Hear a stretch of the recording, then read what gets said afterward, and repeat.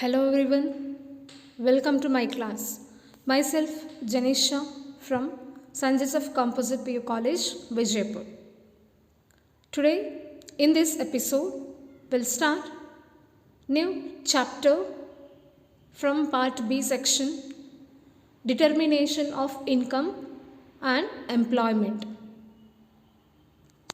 So then let me move on this chapter.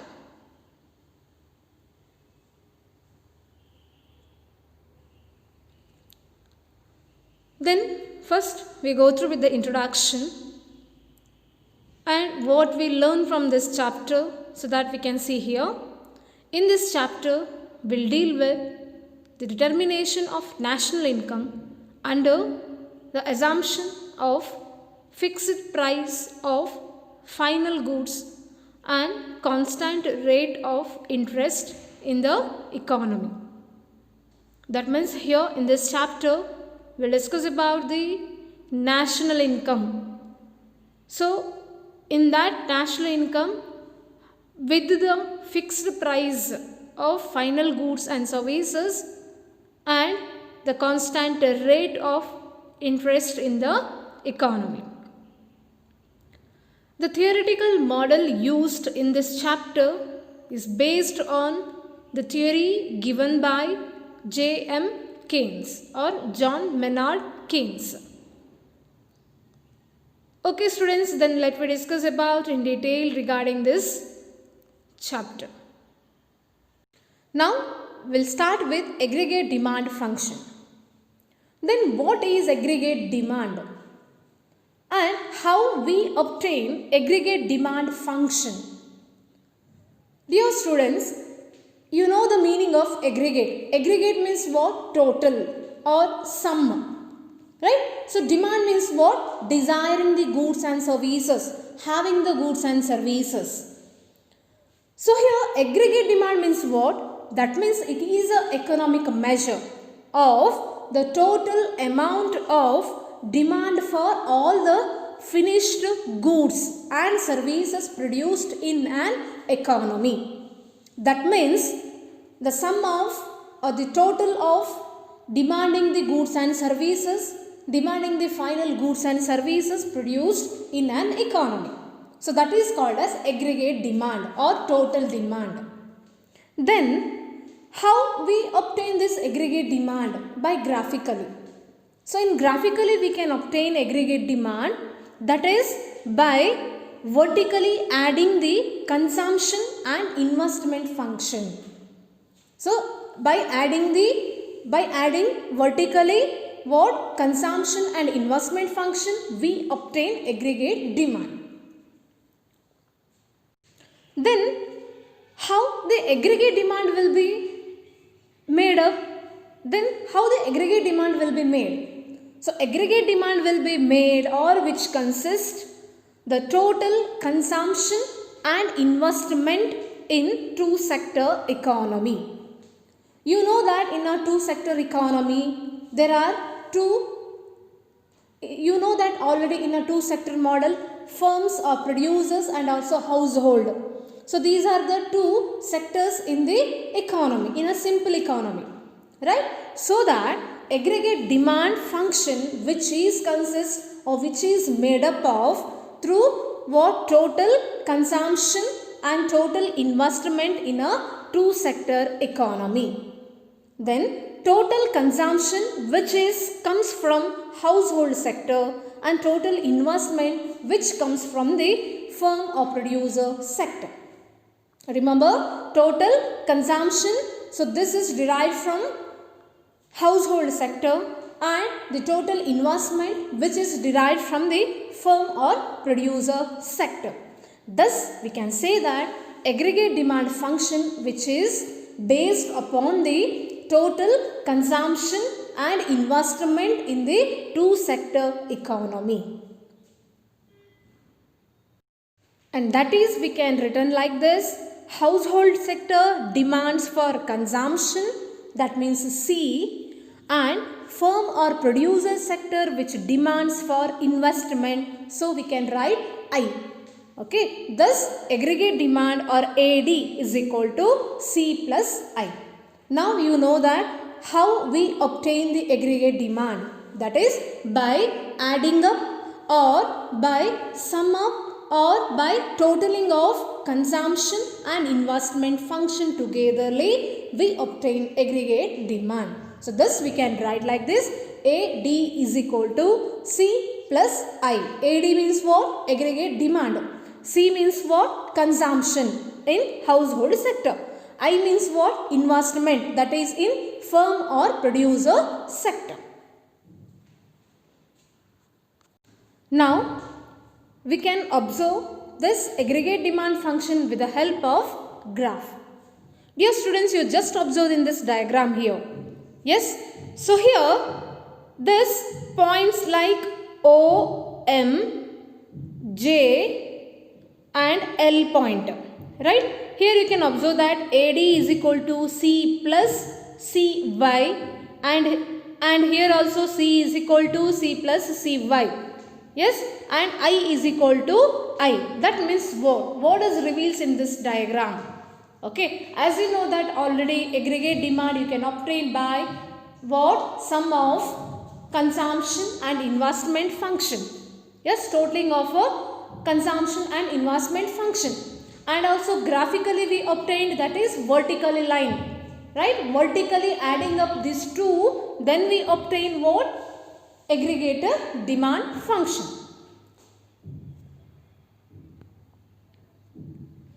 So here from this diagram we can understand that first one, consumption, that means C is the positive function of income, and with the rise in income consumption also increases and vice versa. So according to that diagram, okay, according to that diagram we came to know about that C means what? That is what? Consumption. Small letter C, that is what? Consumption.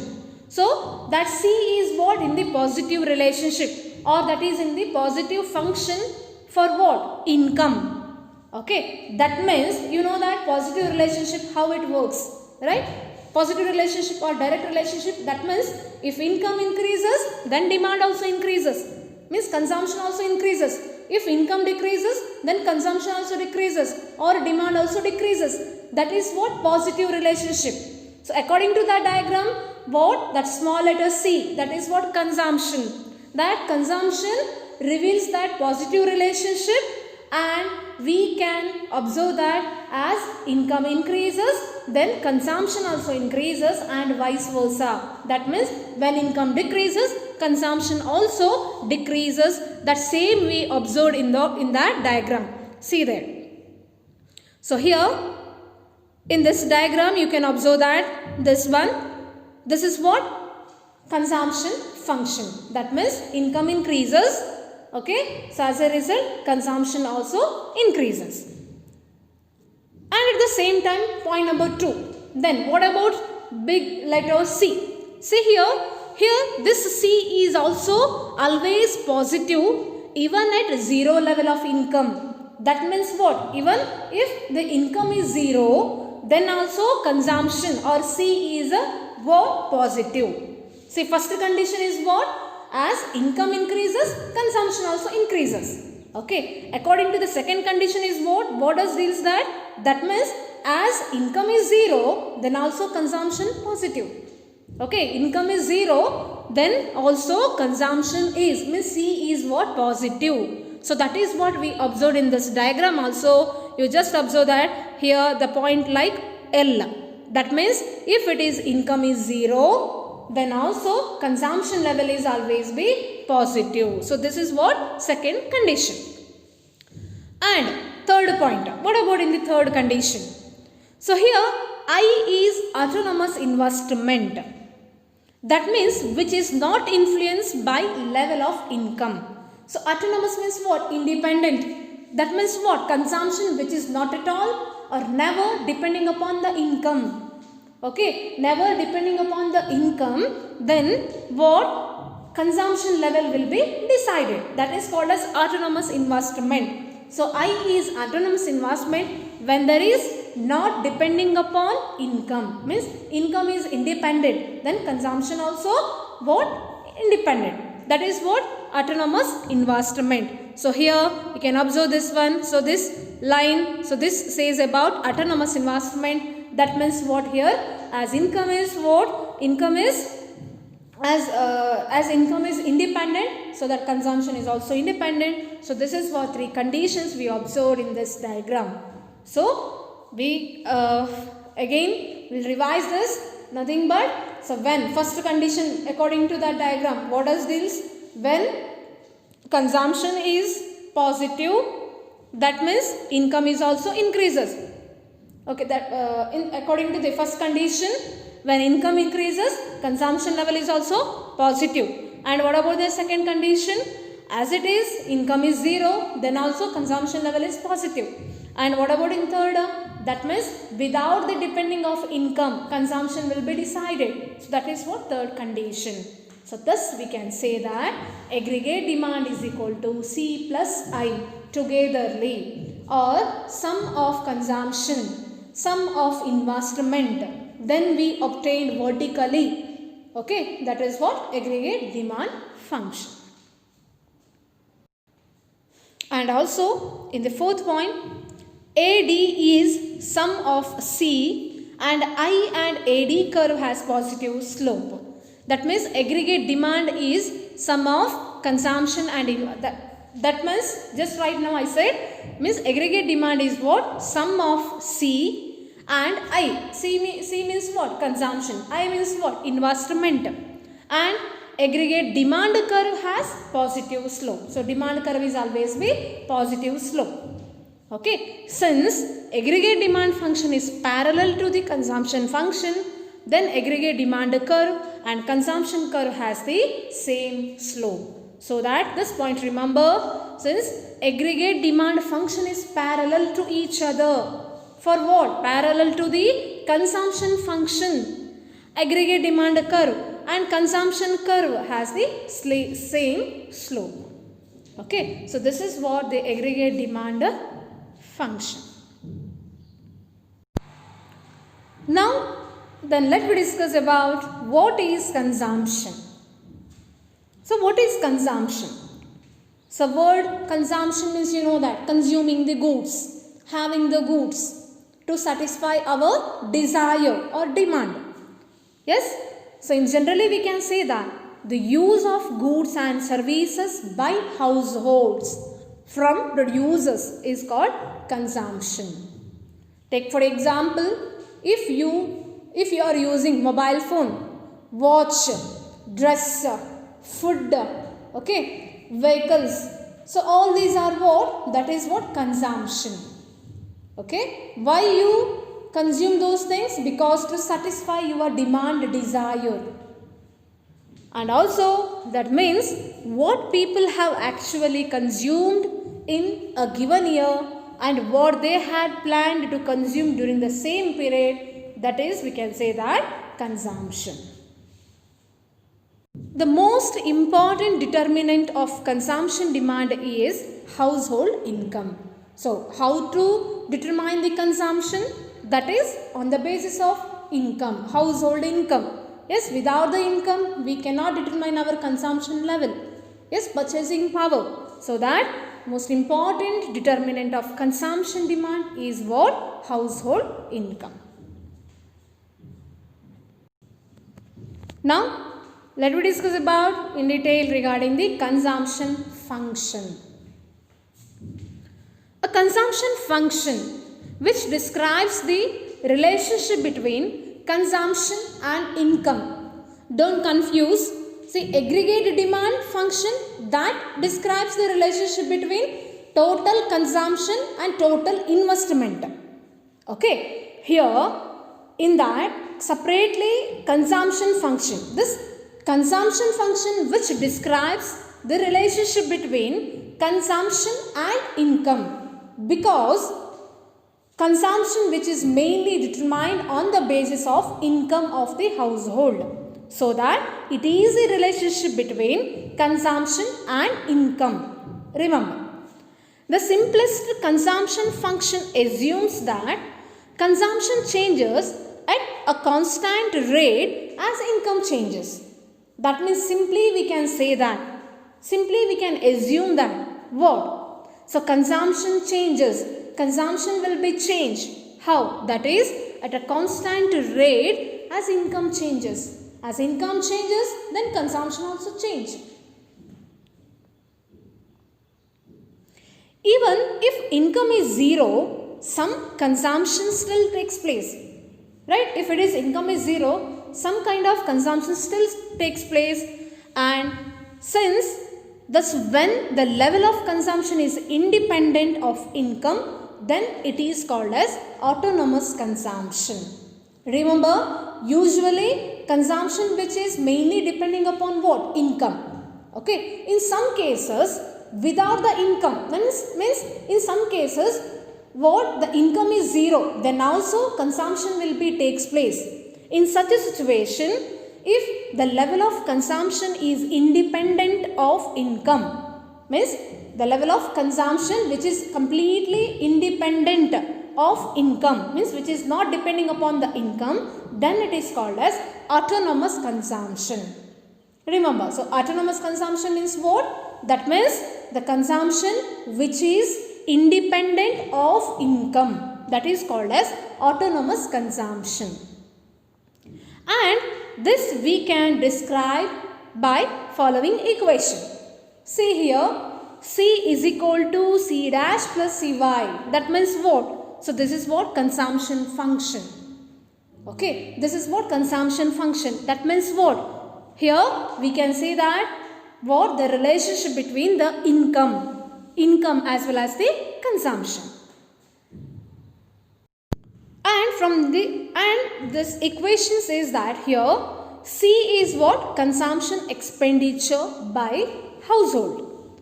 And this consists of two components. One is autonomous consumption, another one is induced consumption. So induced consumption is what? Cy. Cy is induced consumption. C is what? Autonomous consumption. So that autonomous consumption is denoted by C, capital letter C, and which shows the consumption which is independent of income. Your students remember autonomous consumption which shows that what? Means big letter, capital letter C, or autonomous consumption which shows that what? Which is consumption which is independent of income. Okay, in that equation we observe two components. One is autonomous consumption, another one is induced consumption. So autonomous consumption which is denoted as C, that means what? Consumption which is independent of the income, means income is zero level, right? And small letter Cy, that means what? Induced consumption.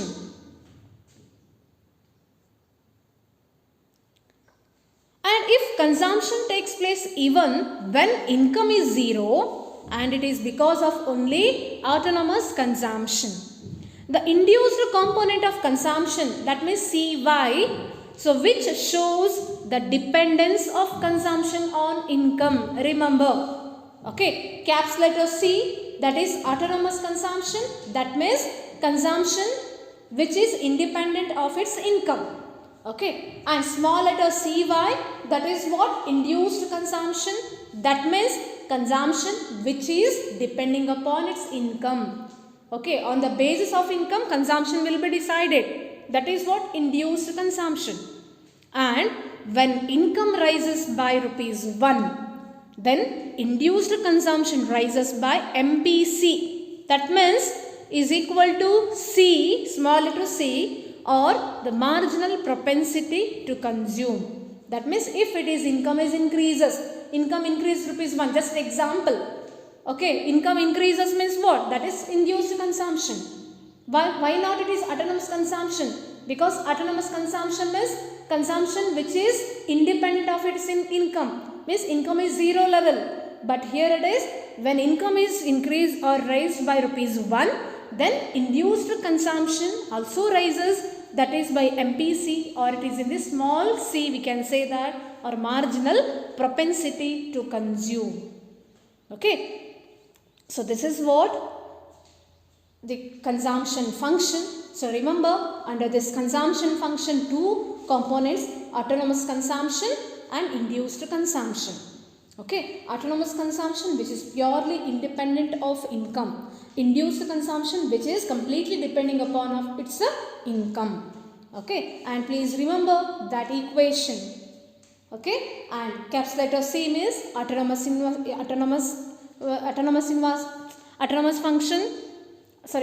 consumption, and small letter cy means what? Induced consumption.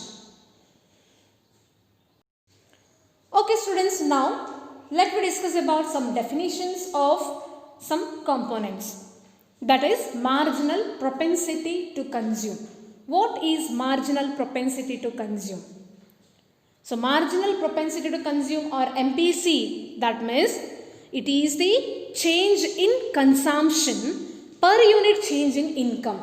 Dear students, here we need to observe mainly income, the concept of income. That means change in consumption per unit change in income. Means if it is a unit change in income, okay, income changed means consumption also changed. Okay, so that is called as MPC. And MPC which is denoted as small letter C, remember small letter C, and which is equal to delta C divided by delta Y. Delta C means what? Change in consumption. Delta Y means what? Change in income. So due to the small change in income, consumption also changed. So that we can write like this: MPC is equal to delta C by delta Y, or small letter C is equal to delta C by delta Y. This is what MPC, marginal propensity to consume. Then second one, what is marginal propensity to save? MPS. Then what is MPS? So it is the change in savings per unit change in income. Dear students, don't confuse. See, MPS, marginal propensity to save means what? That means change in saving. Savings will be changed. How? That is per unit change in income. Okay, if what? Income, due to the changes in income, saving also changed means what? Marginal propensity to save. Okay, in case consume means what? That is due to change in income, consumption will be changed. Save means what? That means due to changes in its income, saving also changes, means increases or decreases. So this is what? Marginal propensity to save. And MPS, which is denoted by small letter S. Remember, small letter S which is denoted as MPS and which is equal to 1 minus C. As you know that C means what? Yes, 1 minus C. C means what? C means marginal propensity to consume, small letter C, and which implies that S plus C is equal to 1. That means S means save plus C means consumption, and which is equal to 1. So this is what MPS. So remember, MPS is always be equal to 1. The next, what is average propensity to consume? APC means what? Average propensity to consume means what? It is the consumption per unit of income. Okay, it is the consumption per unit of income, that is called as average propensity to consume or APC. See, per unit of income, because as you know that average means you know that. Okay, so consumption per unit of income is called what? Average propensity to consume. So that we can write like this: C by Y. Here it is not a delta C delta Y. This is C by Y means what? That is consumption per unit of income. Okay. The next, average propensity to save. Then APS means what? That means it is the savings per unit of income. Okay, savings per unit of income is what? Average propensity to save. So that we can write like this: small letter S by Y. S means what? Save. Y means what? Income. So this is what? APS. So students, we remember everyone.